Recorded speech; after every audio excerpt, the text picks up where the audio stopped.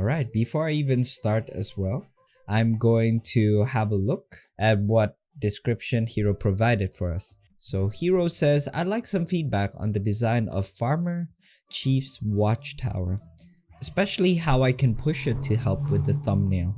Would also love to get thoughts on the thumbnail as well. Originally wanted to make it more realistic, but I'm going to end up making more stylized and Ghibli. Just wanted your thoughts on how you would personally go about tackling this piece. So Hiro, with this thumbnail, you mean the composition or the architectural sketch thumbnail? Just wanted to make sure which one I'm giving feedback on. So let me have a look first. So storytelling, family of 4 and 5, appointed by snake, broken staircase, need to parkour up a lot of dry dates, diary or recipes, tools to find inside well. Okay.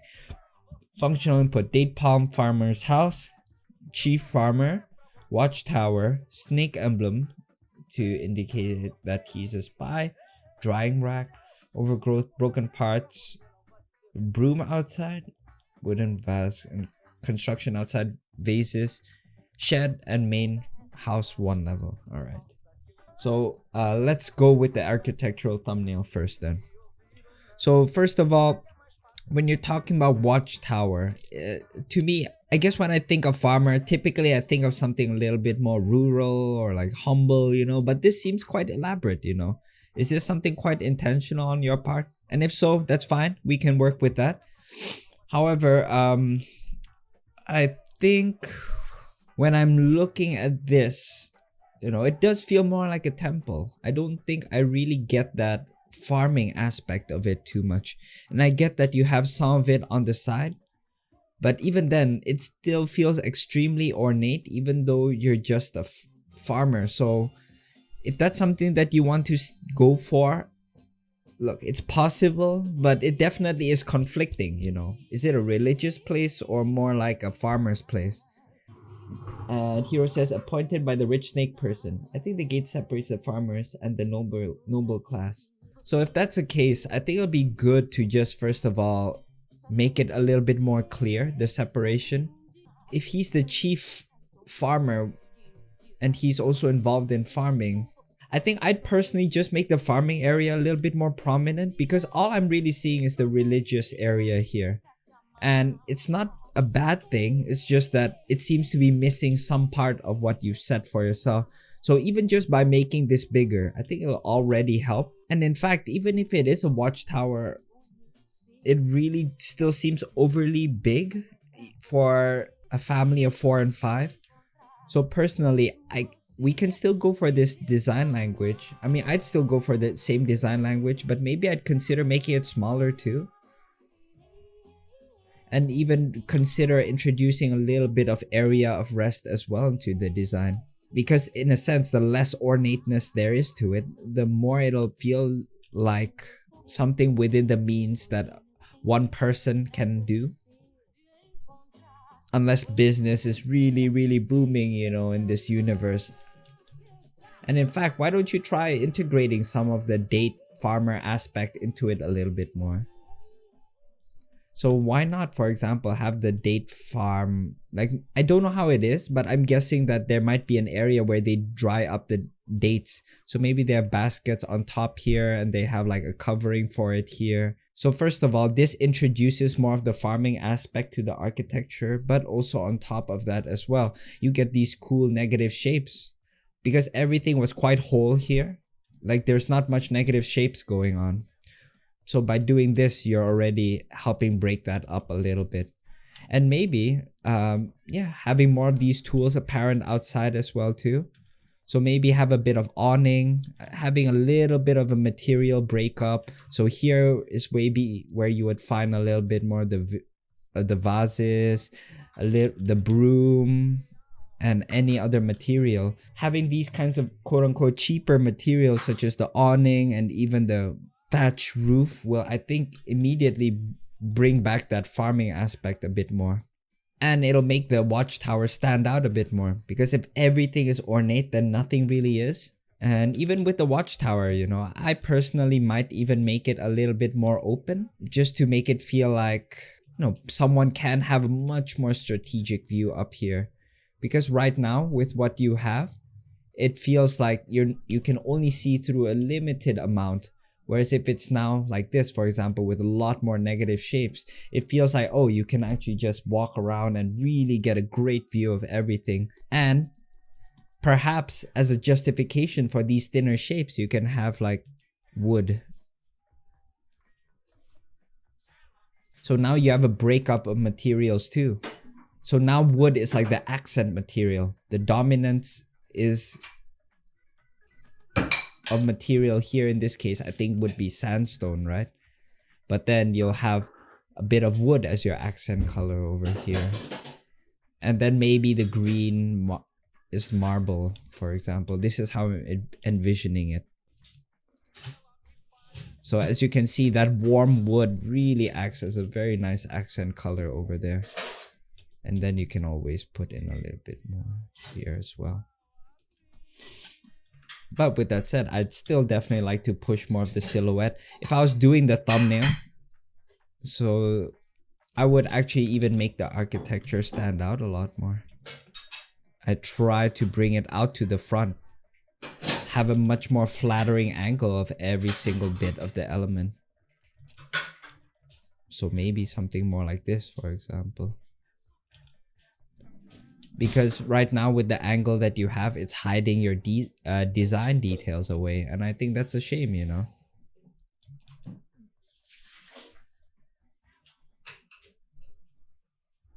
So maybe something like that. Or maybe you can see the door here. And so on and so forth.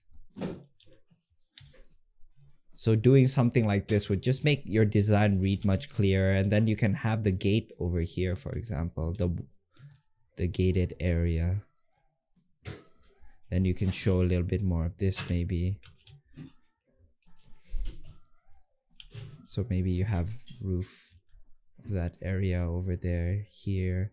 Maybe you can see some animals. I don't know what a date farm would have personally. But yeah, even just rotating the camera angle, I think would be really nice touch.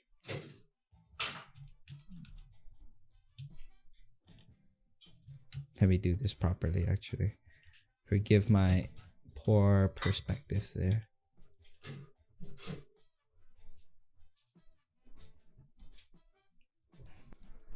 Something like that. And I think it'll just make the presentation look a lot better too. So yeah, you can have this one ornate part, but if you think about it this way, Hiro, this is the only ornate part that you have, but then everything around it would be a little bit more humble. You'll notice that there's like a distribution ratio of like 30 and 70, for example. That can be one thing you can do. But yeah, I think this now brings in a lot more, and then you can bring back some of the palm trees that you've done as well. I think there would be a really nice touch just to break up the design too. So it feels like a farm, you know. I don't know if those are date trees and things like that. You can always just put them into.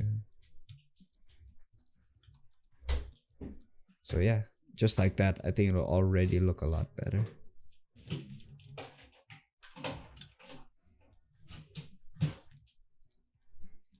Might as well do a little bit of extra coloring here. Oh, and we can do a quick before and after. That's always fun to do. Before and after. Before and after. You know what? Just very quickly, Hiro. Just at least for this one. Composition works fine. Just move this off to the side. Just so it's not smack dab in the middle. And now that we've changed the design, you can add in the farmhouse on the side here. Or maybe add in the design. So we can see actually a little bit more. And don't forget to define the areas that are being hit by the light. Make sure it's consistent. Maybe have some of the trees showing up here. Once again, repetition. So we're just recapping some of the points that we learned today. Repetition. If there's a palm tree in the foreground, you want to make sure it appears in other aspects. And you can also make the foreground a lot darker too.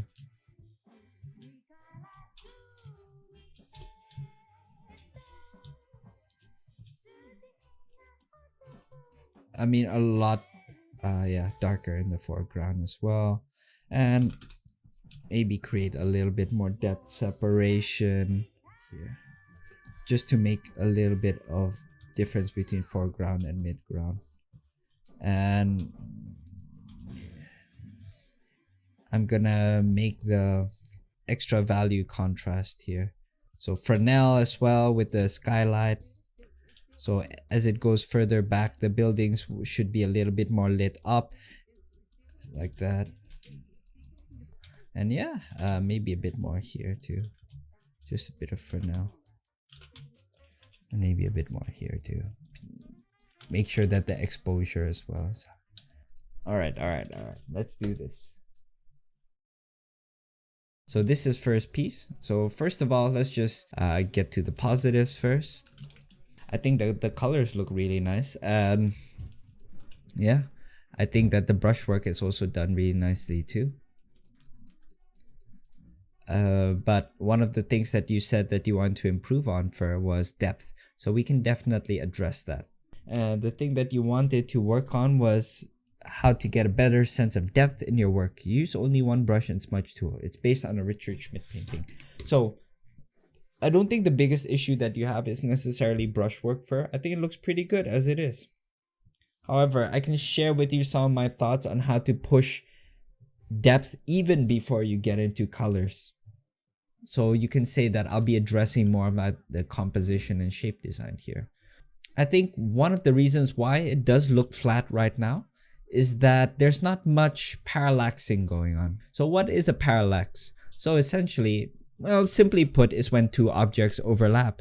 So for example, if you have a house right here, and you have, let's just say, a tree. Beautiful, I know. And then you have a mountain.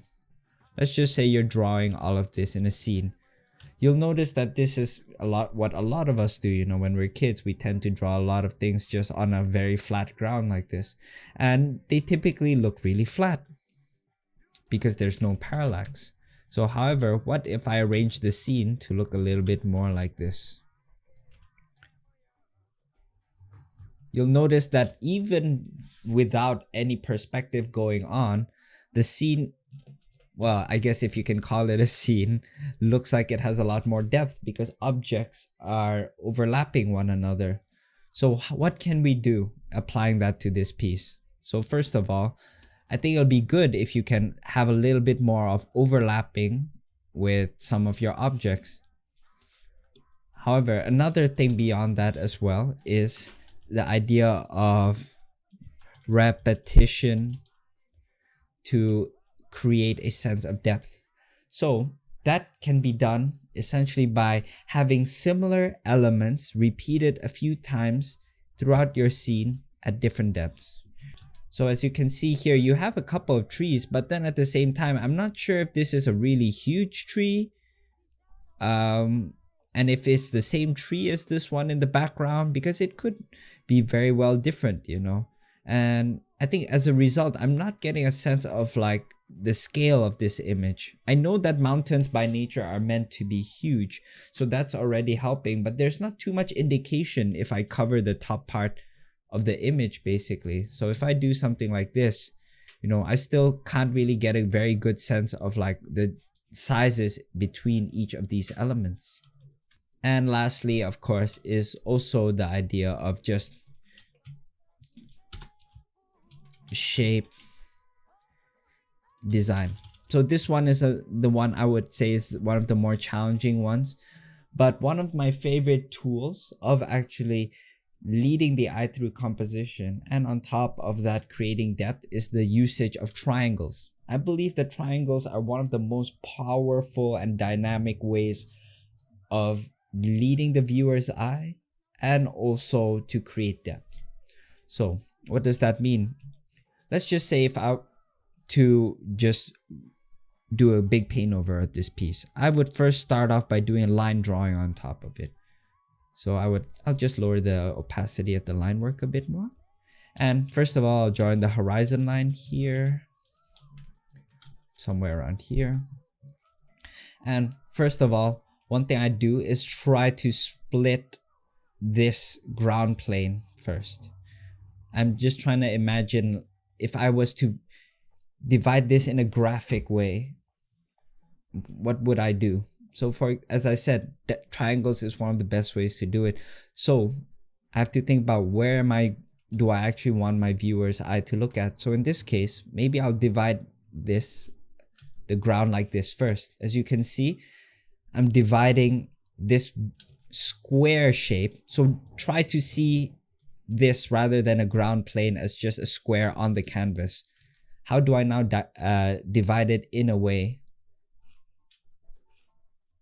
to make it look a little bit more interesting, you know? And I feel like triangles or diagonal lines really create a nice flow. So I'm gonna divide it unevenly right now. So let's just say 70%, or maybe to be fair, yeah, 70% and then 30%. Or you can do it another way, where you're dividing the canvas like this, where maybe now this is the 70% and this is the 30%. It's completely up to you.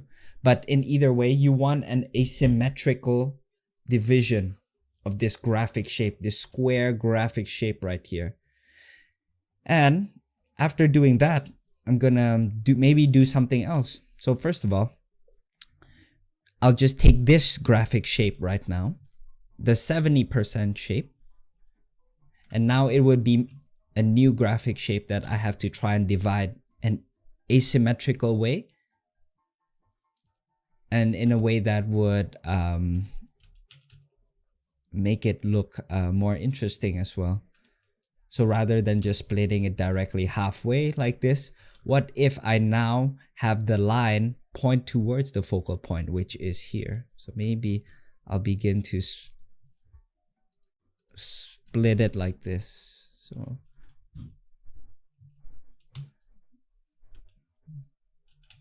actually, this will probably be it. So maybe what if I split the canvas like this as well? So now maybe we have a split that's a little bit more 20-80. It's not the same as the ratio as before, but it's still an asymmetrical split. But notice what's happening right here, right now. Your eye's going here, first of all, due to the first diagonal, and the second diagonal is pointing you towards the focal point. So I'm just focusing on how can I divide the ground plane in a way that is dynamic. And that's from asymmetry, and also trying to think about where am I leading my viewer's eye. And I want it to look towards the mountain. However, if you want it to be in the house, down at the foot of the mountain, then you would rearrange it in a different way. So maybe I'd even flip this, and you can, I think it'll most likely, yep. As you can see, now it's leading towards the house. So you really have to think about where you want to lead your viewer's eye. Alright, so now let's apply the same principle to the top, but I'm just gonna fast forward a little bit just so that we don't linger too much. So in this case, I'd first look at the biggest way that I can divide this top graphic shape, which is the sky. And I'm thinking, yeah, split it maybe like this, you know. I know it's a little bit 50-50 here, but it's okay. One thing I can do is maybe something like this. So since everything's diagonal, guess what would we have to do in order to make your focal point pop out?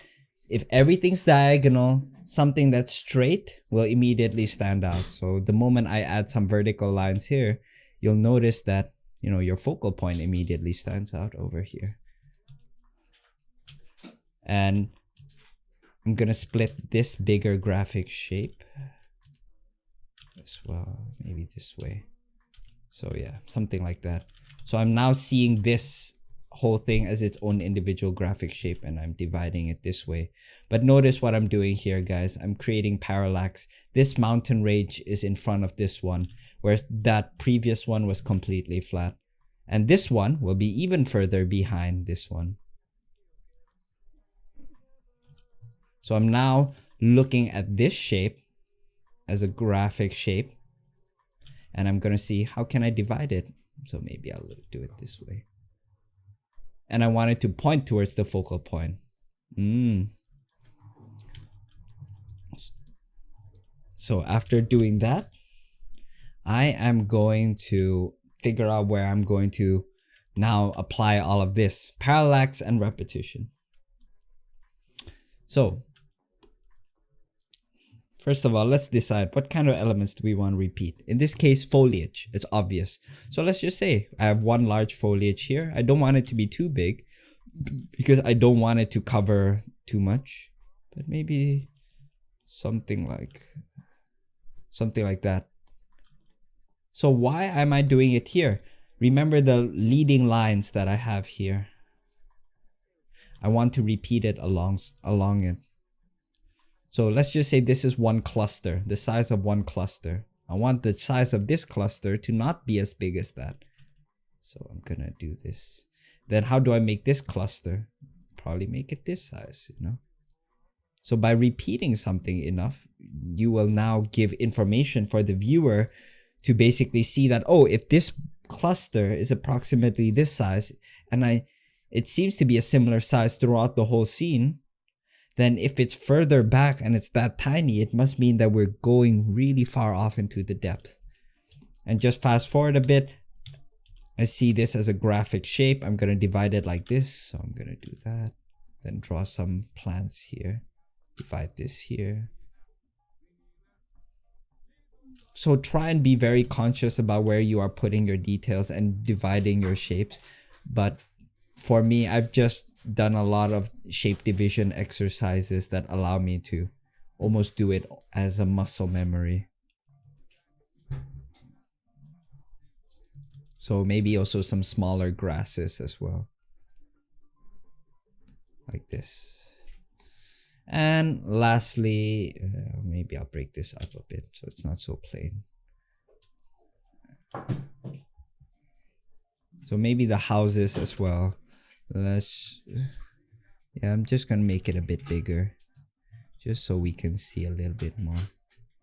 And then repeat some of these lines. Like so. Alright, so that's my composition sketch. This is how I would do it, personally. If you'd like things to be a bit more dramatic, of course you can have like a tree that's like for really jutting out here, for example.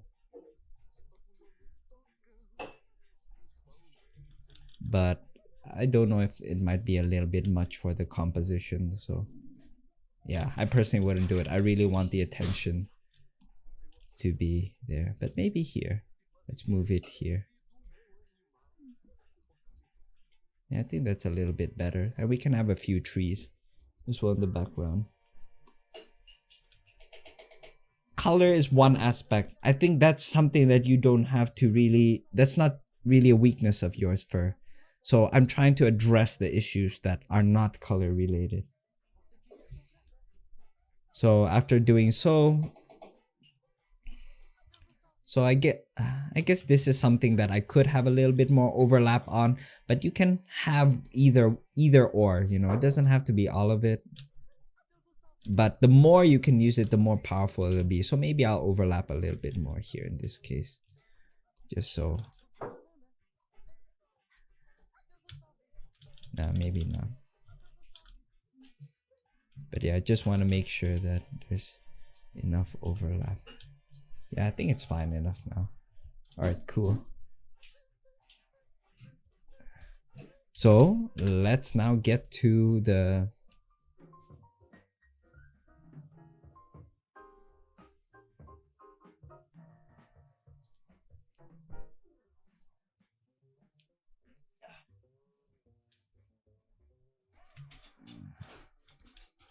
So here, of course, we'll make it a bit darker because it's a closer shape.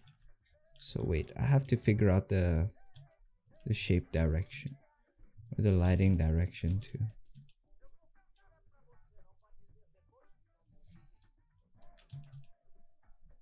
Then of course the clouds can form a little bit of that graphic shape too.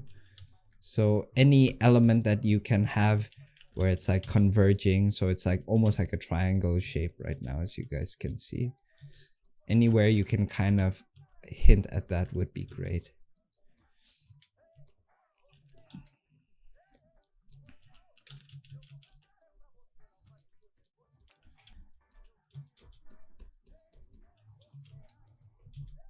But yeah, having small shapes as well, that can help too.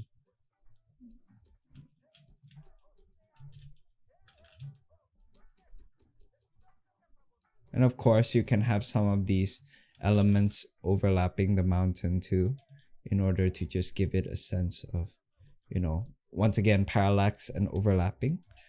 And with the trees here,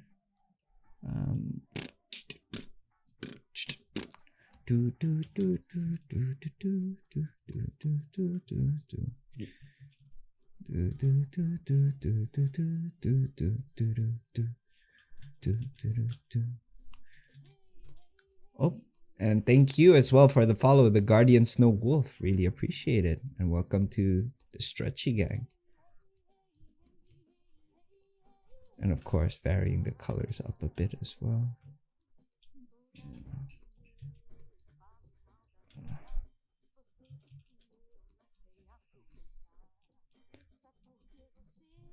And of course, within these graphic shapes, maybe, for example, you can have more of an indication of like ground here. So you utilize the graphic shapes in order to create a far more interesting ground pattern. So, but you reserve it to where the division is. Then cutting into it as well. Of course, we don't want it to appear too manufactured.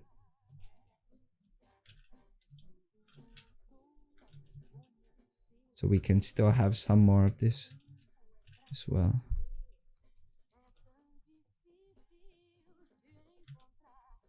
Then this area can be more green. And then of course we can have the house more apparent.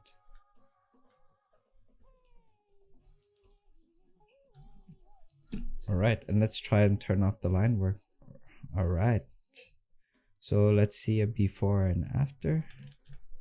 Before and after.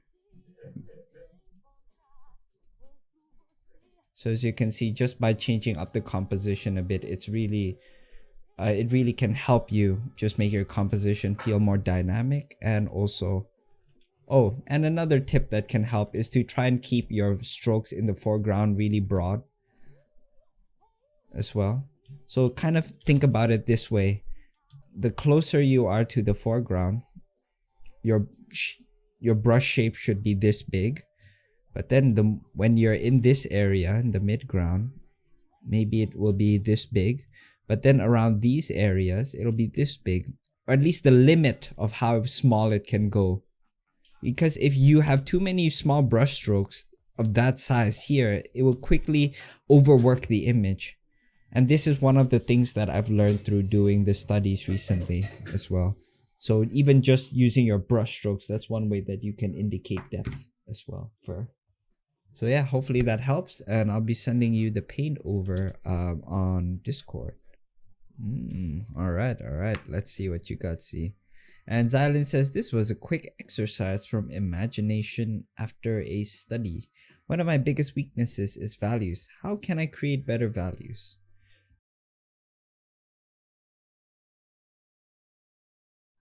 Alright, so you would like to focus more on values. Alright, that's one. It can be a tricky topic for me in the sense that I haven't taken as much time to formulate my thoughts about values, but I'll take a stab at it. Alright, let's get to this. Alright, so we're focusing on value structures. So one of the things that I'm immediately noticing, well, I mean, it looks pretty good. It reads quite well, Zyalin. I noticed that this is what you want as the focal point. So I think it does work quite well. My eyes are instantly attracted to that. And the majority of the piece, you know, like from far, it has quite a pleasing value structure. I would say that maybe the question is not so much like how to create better values as much as what is my intention with the values. Where do I want my viewer's eye to be led, and so on and so forth. Right, so in this case, I'm guessing that you want the viewer's eye to be led to this dragon over here. So I would say that while my eyes are being attracted here, one of the things that just stands out to me now is that the values also don't seem to be quite realistic slash very logical. So I feel like to get this kind of lighting condition, first of all, there's no real harsh direct light over here, so everything is diffused. And when things tend to be diffused, it means that the local colors tend to show up a little bit more. And it seems like there's quite a lot of bloom in the atmosphere too, but then at the same time, the dragon is standing out a little bit too much. So first of all, one of the things that I'd immediately do in this scene is just push the dragon back. So just working from there. And I'll also try and figure out more of my thoughts as I go on. So I'm just using a lighten layer to push it back a little bit. So this will immediately help with just adding more depth to the scene. So before and after, you'll notice that now the dragon seems a lot further away. And even with the reflection, I want to kind of push that back a bit.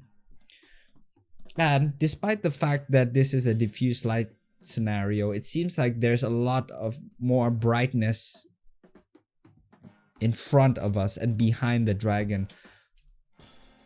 So when that happens, it generally would also mean that you'd have darker shadows on the opposite side. And one thing to also consider with this scene is that I'm imagining this because there's so many trees that if we're looking at this scene from the top,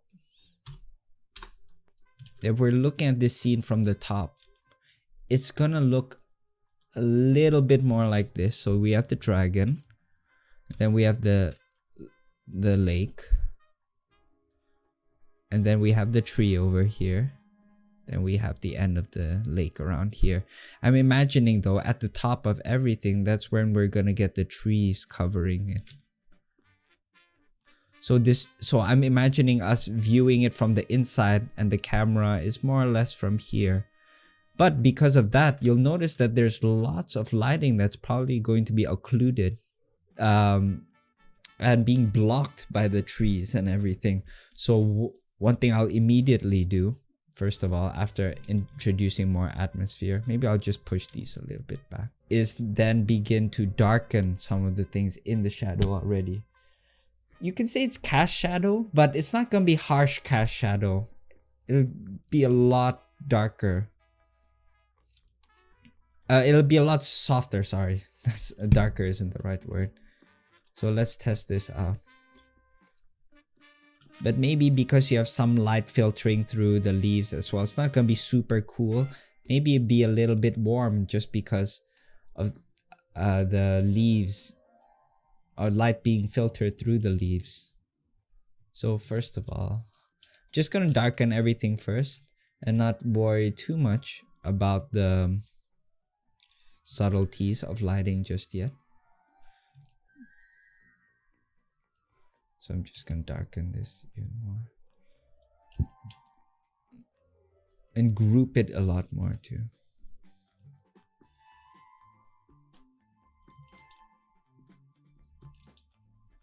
So you'll notice that now I've added some shadow inside, and now you'll feel like, yeah, it feels a little bit more realistic in terms of lighting scenario, and it almost feels like you're creeping up on this dragon, and you're looking at it from afar, this mysterious scene.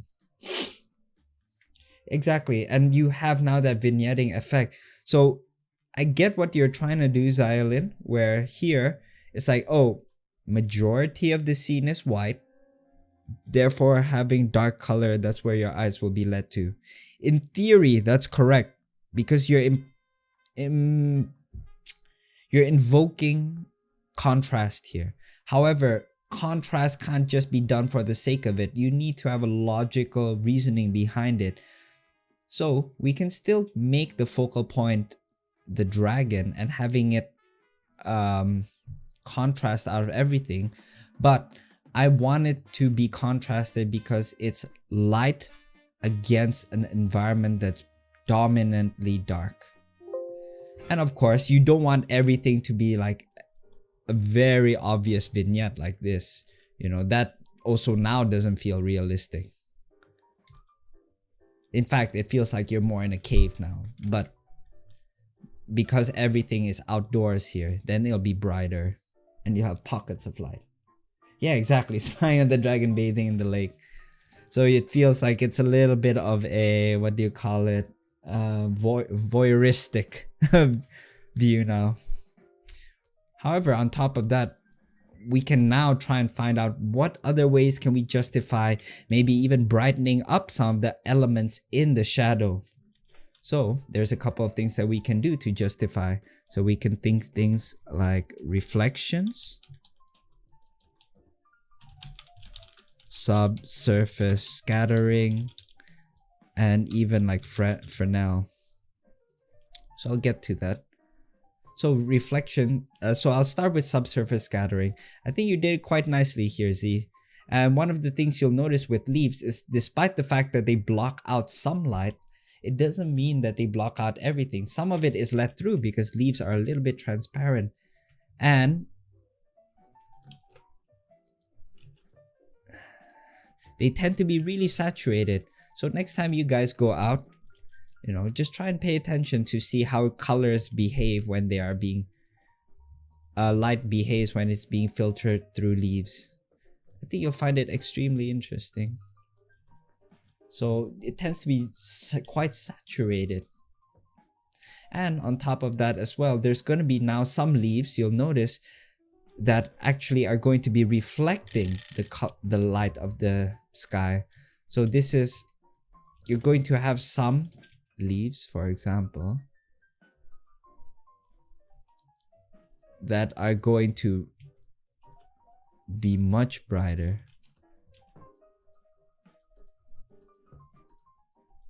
So now I'm trying to find out ways that I can increase some of the contrast in some areas, and especially the focal point.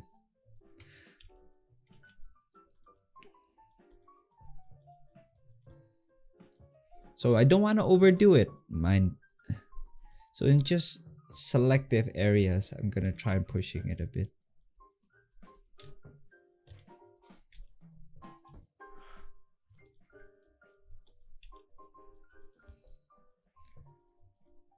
Alright, as I was saying, I'm trying to now get a little bit reflected light in here, just to increase the contrast, especially around the focal point. So here's the thing as well. So the reflection, actually to be more specific, I would say this is more Fresnel. So for those of you that are not familiar with the term Fresnel, it's simply this. The more parallel that your eyes are to a surface, so let's just say you are viewing a surface right here. The more parallel your eyes are to a surface, the more reflective that surface will become.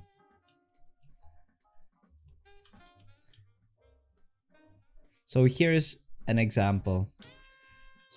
So let's just say you were looking at a puddle from afar. You'll notice that when you're looking very far away from the puddle, that assuming that the puddle is still, that it reflects a lot of everything like a mirror.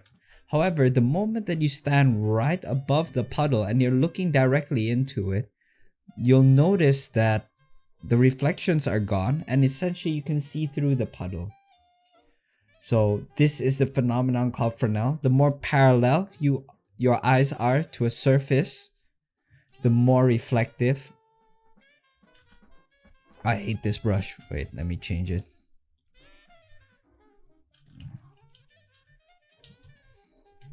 More parallel to a surface from viewing point more reflective.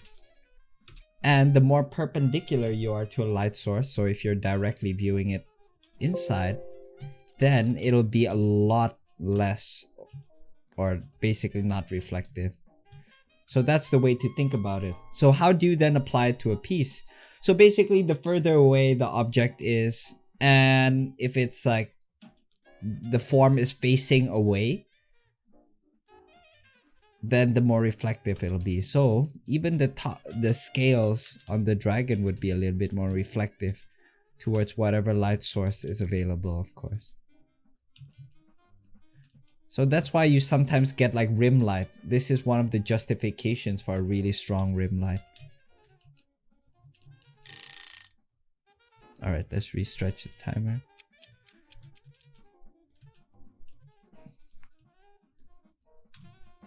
And of course you don't want to overdo it, but that can be one way to basically add in more contrast in this case. And that's why the leaves that are facing a little bit more towards the top are the ones that are catching the light source a bit more. And I'm adding much smaller shapes here. So just to go back to what I was saying before about the further things back, the smaller your shapes can be. And on top of that, we've done subsurface scattering, reflections, which is pretty much done here. But lastly, try and think about ways that, add in ambient light as well. You've kind of hinted at it here, Zyalin, so I think that's really nice. But Fresnel can still work here too, on flatter surfaces. So maybe some of the rocks can catch a bit of it, But you don't want it to be too strong. Because once again, the more perpendicular you are to a light source, the less strong. So maybe bits and pieces, you'll have it. But you don't want to overdo it whatsoever. And this will be a good way to show which materials are more reflective as well.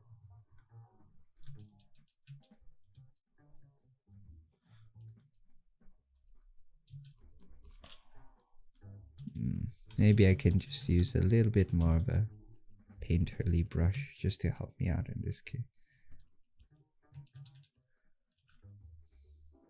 And I'll just simplify the shadow here a bit. And of course, make the reflections a bit stronger too.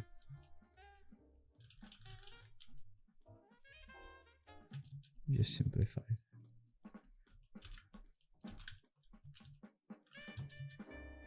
Can also make the shadow stronger here, a bit stronger here.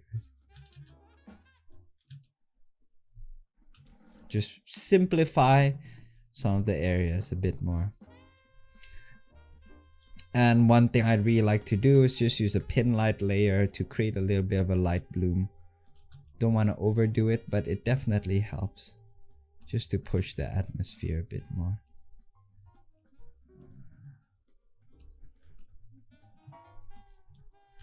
And a bit more as well from the light. So yeah, there we go. So I think the bigger question is not so much like how to make the values better. It's more like what ways can I use the values in a more logical way that allows me to direct my viewer's eye, but also do it in an aesthetically or an artistically pleasing manner. So before and after, so we can see the changes in the value structure.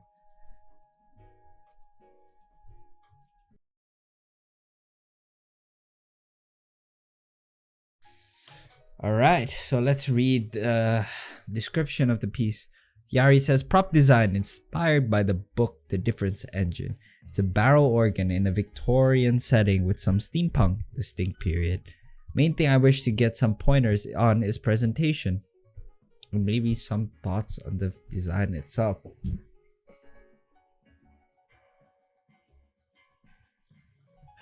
Alright, presentation and on the design itself. So first of all, I think it's a really cool prop. I'm a sucker for props because I feel like props are one of the ways that you can really show off your design thinking and all of the details that you put into it as well. So I think it's great. And the design itself is really cool. And yeah, we can get to that later, but since your main point is on presentation, I think one of the things that you have to think about when it comes to presentation is also composition. So what are the things that we learned about composition today? Is that shape design is really important. And one of the things that I'm sure you guys have heard about shape design is large, medium, small.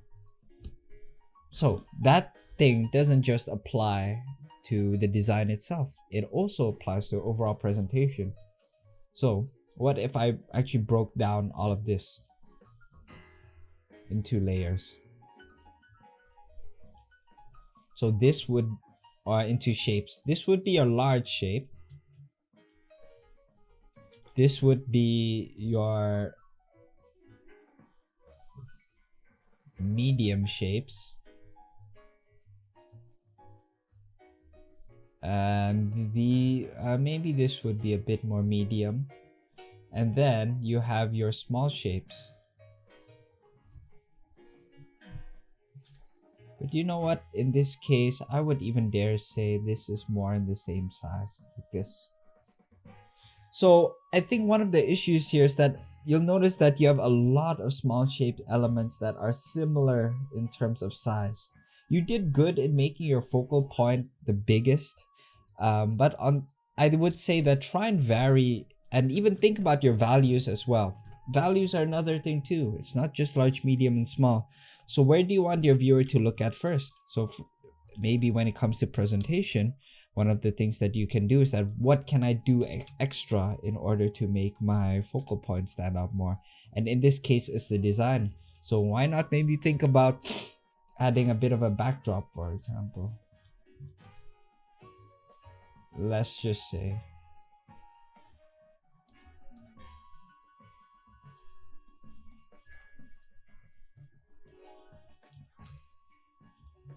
So why not add like a framing element to it to just help it to pop out a little bit more, for example.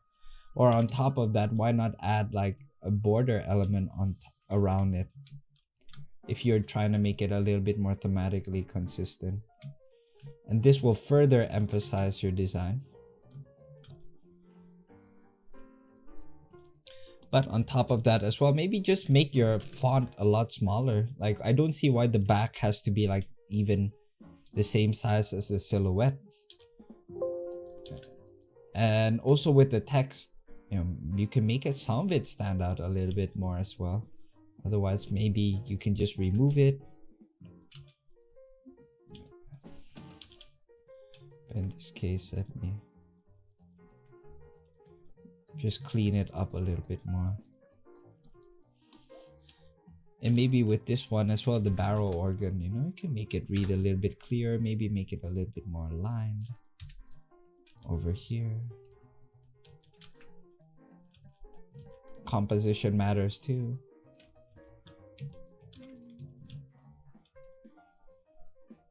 Maybe make it stand out a little bit more, so have it. If you want the title to read clearly, maybe you can.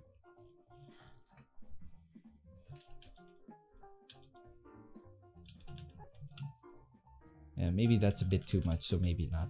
I'll just undo that. And yeah, maybe make the embellishments a little bit smaller too. You don't want that to fight for too much attention, for example. And I think they are, because your silhouette is the same size as the barrel, as the embellishments.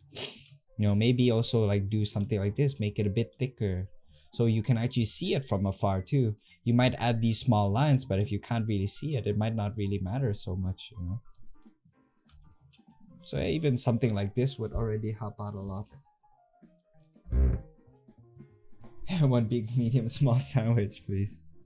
So as you can see, just to recap, emphasize your focal points, find out ways you can do it, try and maybe add in like a backing element or maybe a border around it, and minimize things that are really not important, such as the embellishing elements on the side, and try and think about the hierarchy of read where you want people to see and things like that, and make sure that any element you put in is important, and if you do, make sure it also reads from afar too. So don't make it like random noise in your scene. That's not too important. So yeah, I think the presentation though, I think it's pretty good, but it's just maybe just a little bit more like this, for example. Just a little bit of a thought. But when it comes to the design itself, I think it's looking really cool. Like I said,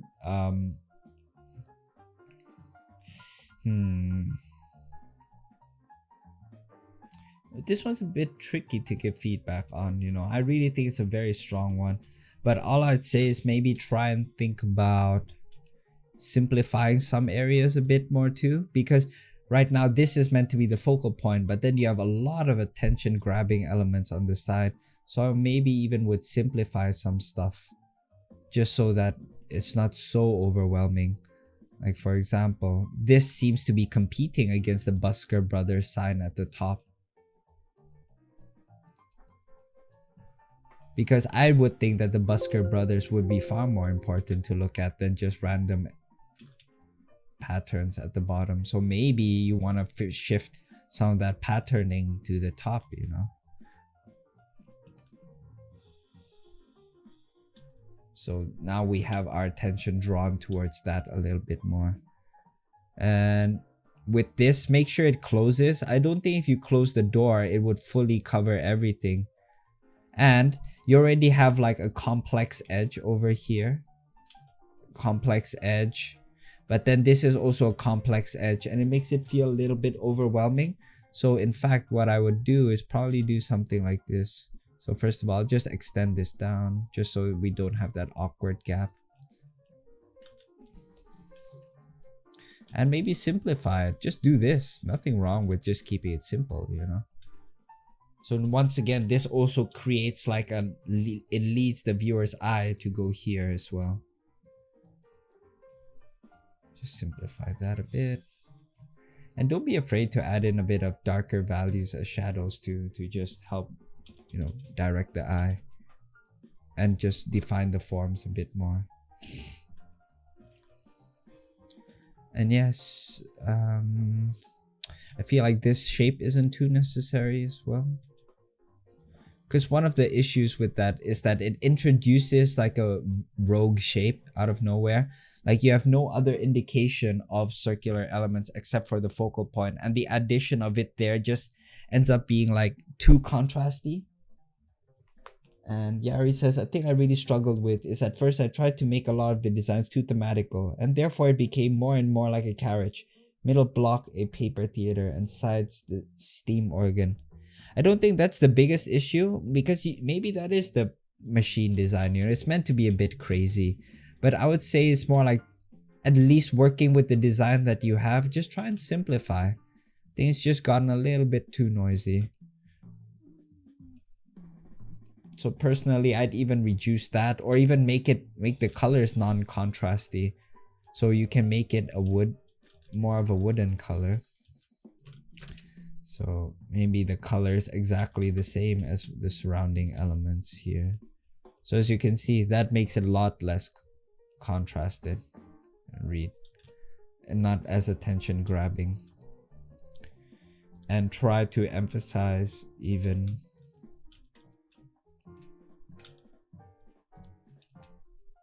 a little bit more with just color dodge, for example. So yeah, something like that. Maybe not that much. But yeah, don't be afraid to define the materials a little bit more. So simplifying the details and the design language. Yeah.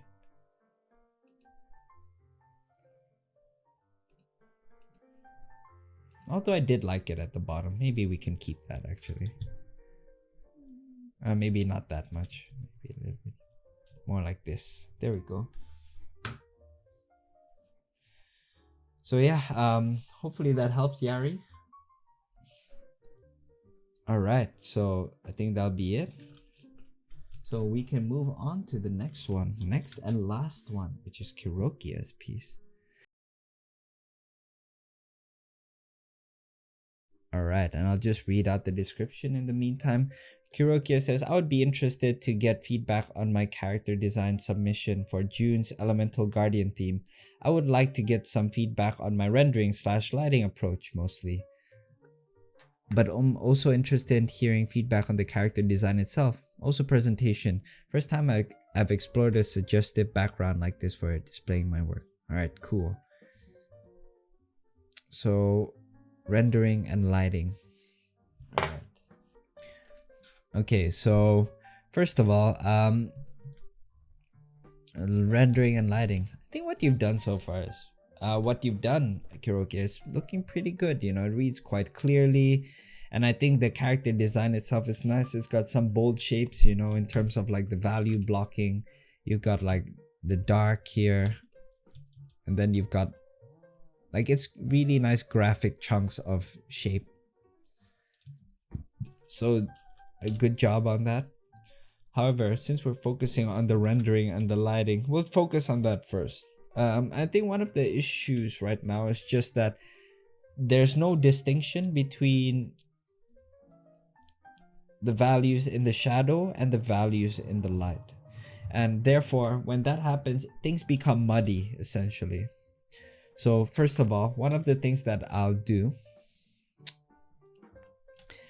is try to make group some the values, and in this case I think I want to do it for the shadows.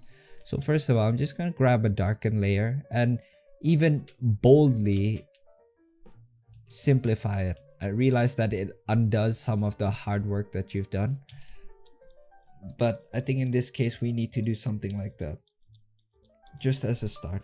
So I'm just using a darken layer here and really simplifying the shadows. But you'll notice that just by doing that, there's suddenly like a graphic shape that's appearing. You know, with the shadows, you can really clearly see a distinction between the light values and the dark values, and that's what we really want to aim for here. Because it'll really give us the ability to distinguish what the form definition really is. So we'll worry about the glow later on too. So when you're actually starting off rendering this character, think about that too. Just worry about almost like two values. One for the light, one for the shadow. And of course, each local color is going to have different values. But even then, just focus on that for now. And even for the hair, don't be afraid. I know it seems very flat right now, but I think we can just start on that first. Not worry too much about that.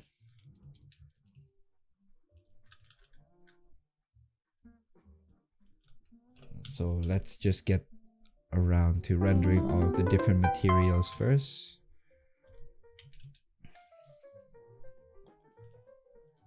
So as you can see right now, as we zoom out, we actually can see the forms a lot clearer. So before, it's a little bit hard, but now as you can see, it's a lot clearer now. So that's what we want to start off with. We can add in all the subtleties later. And in fact, you'll notice that some of the groupings for the shadows right now, this side is a lot more complex. You'll notice that I'm almost like allowing these shapes to show through for the lighting. You'll notice that there's a large shape here. Then there's a medium shape, there's a small shape, medium shape or small shape, medium, small, medium, or medium, or large should I say, or medium actually. I'll group it like this, medium, small, and then this is your large shape right here. So basically any uninterrupted grouping of like value or shadow is what you're trying to look for here. And even with the lighting, you'll notice that as it gets to the face, you'll get a lot more smaller shapes.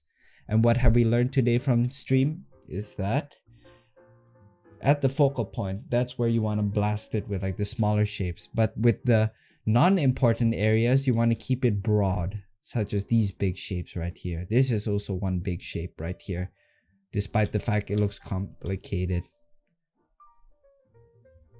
And if it helps, squint your eyes a little bit as well to see.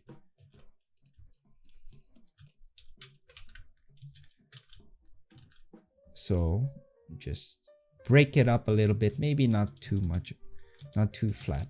So maybe I'll do this. So now I'm creating a dark on light scenario here that separates the pauldron from the body. So I'm breaking it down a little bit more, and I'm gonna even darken this. So that's what I'll start off with. Then after that, I can start thinking about my secondary light sources. Oh, I believe my webcam froze. Oh well. And Mario asked, did you study at FCD? Yes, I sure did. Back in 2013, graduated in 2014. Alright, so what's next as well is that we're now going to figure out what the secondary light source is. And it should be the sigil down at the bottom. However, one of the things that I'm going to do is make sure that the sigil is not lighting there from the sigil is not as bright as the one from the direct light source. So that's why it'll be good to go into values and maybe even tone it down a lot more. So making sure that from the values and upon a squint read, we're not noticing too much of a difference actually. So you'll notice that it's a lot light, a lot fainter. Maybe a little bit here as well. Maybe a little bit there. Just defining a little bit of it. So I don't want to overdo it. Just keep it simple. There we go. That's how far I would actually push. And I just use a color dodge layer over here. And maybe I'll just tone this part a bit since it's further up. So for example, your direct light source should not,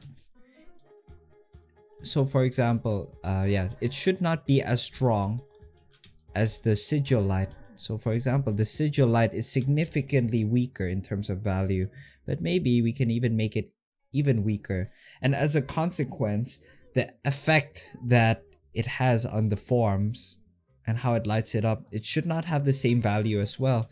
Like if I select the value for the hair that's being lit up, it would be this. And the value for the one lit by the sigil is significantly different. However, before, this is what you had for the hair color. And then this is what you had for the sigil color. It's much closer. And if we now factor in the shadows as well, this is the shadow color for this. And before, it was much more similar, as you can see. You'll notice that there's just a much more distinct band between them. And you want your secondary light to be closer to, for example, the shadow. So it's grouped in and it doesn't stand out as much.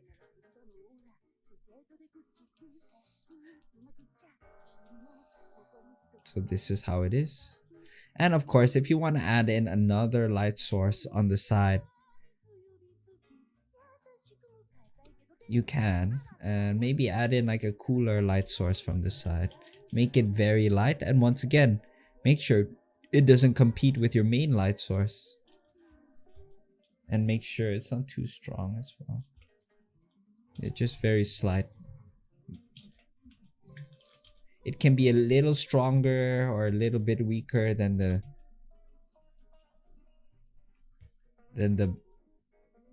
light from the sigil. And I'm gonna make it a bit stronger actually, so we can have a bit more form definition.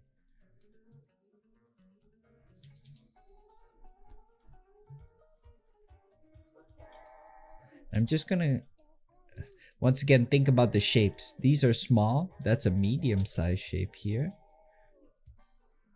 And maybe a small here. Small here. But then here I can keep it more broad, for example. So for example, more broad here. And especially the legs, you know. So I'm keeping it at one large shape. This one especially. That would be ideal. Also the face as well. Oh, and I forgot to darken the fist as well.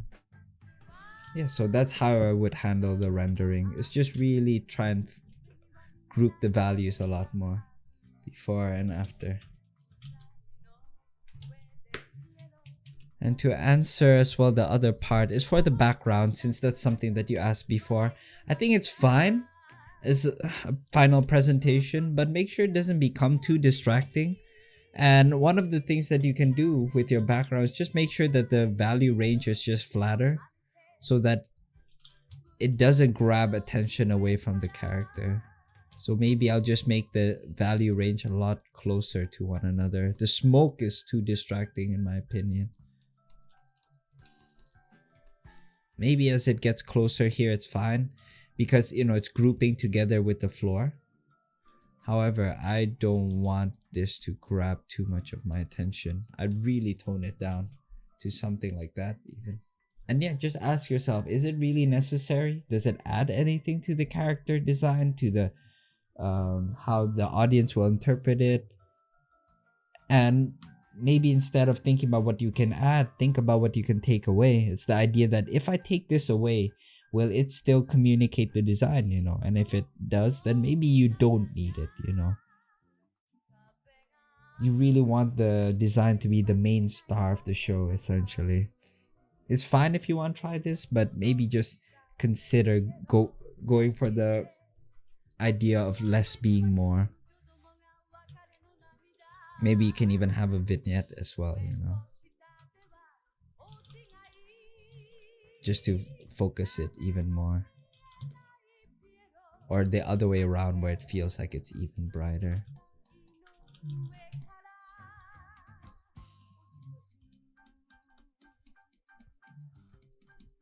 So yeah, we're really just focusing mostly on the character now. See, we have a dark on light scenario.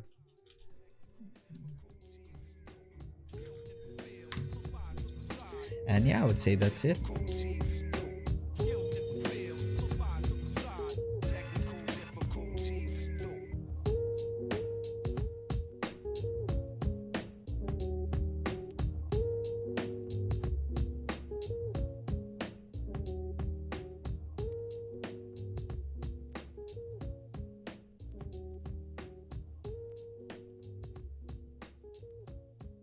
Thanks for watching, and I hope you enjoyed the video.